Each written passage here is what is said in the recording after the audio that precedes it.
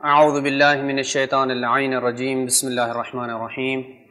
آج ہم اپنے مومنین کی خدمت میں درست وضو کا طریقہ بیان کریں گے، کیونکہ بہت سارے مومنین وضو کا پوچھتے ہیں اور وضو کے دوران بہت زیادہ غلطیاں کی جاتی ہیں۔ اس وجہ سے پریکٹیکل کر کے وضو دکھائیں گے تاکہ مومنین متوجہ ہوں کہ صحیح انداز میں کس طرح وضو کیا جاتا ہے۔ آئیے وضو کا باقاعدہ آغاز کرتے ہیں۔ بسم اللہ الرحمن الرحیم۔ سب سے پہلے ہاتھوں کو دھو لیں گے، 3 مرتبہ کلی کرنا مستحب ہے۔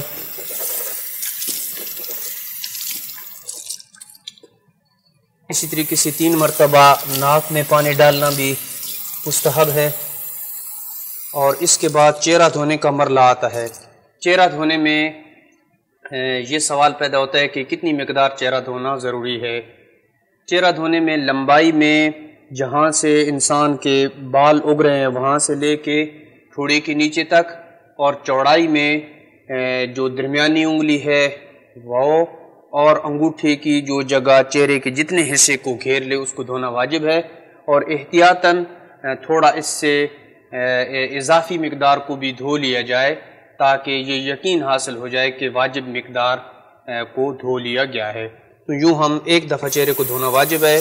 چلو میں پانی لیں گے اور اس کو بالوں کی اگنے کی جگہ ڈالیں گے اور اچھے طریقے سے چہرے کو دھو لیں گے، اور درمیان میں جو آنکھوں کے ارد گرد والی جگہ ہے اس کو بھی صحیح طریقے سے دھو لے جائیں گے۔ ایک دفعہ دھونا واجب، دوسری دفعہ دھونا مستحب ہے۔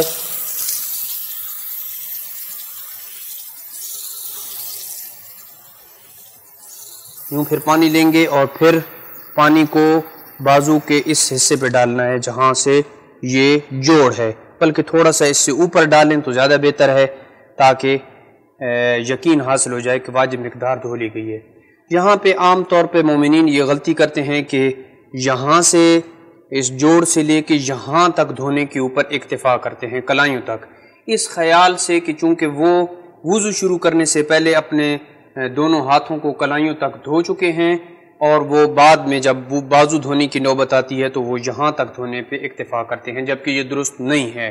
درست طریقہ یہ ہے جیسے کہ ہم بتا رہے ہیں، پانی لے کے اس کے اوپر ڈالیں گے اور انگلیوں کے سروں تک یہ دھونا، یہ ایک دفعہ کاؤنٹ ہوگا، اور درمیان میں بھی ہاتھ مار لیں، انگوٹھی وغیرہ پہنی ہوئی ہے تو بہتر ہے اس کو اتار دیں یا پھر اس کو حرکت دیں تاکہ پانی جلد تک پہنچ جائے۔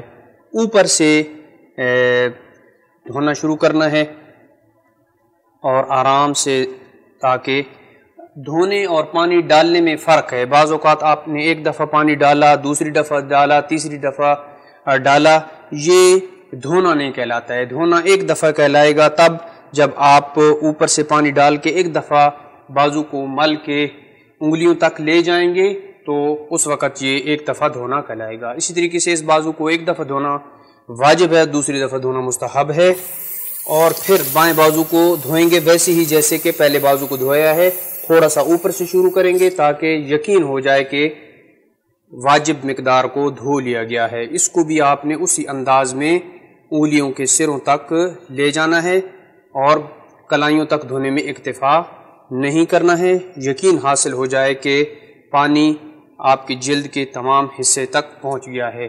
یہاں تک دھونے کا مرحلہ ختم ہو چکا ہے۔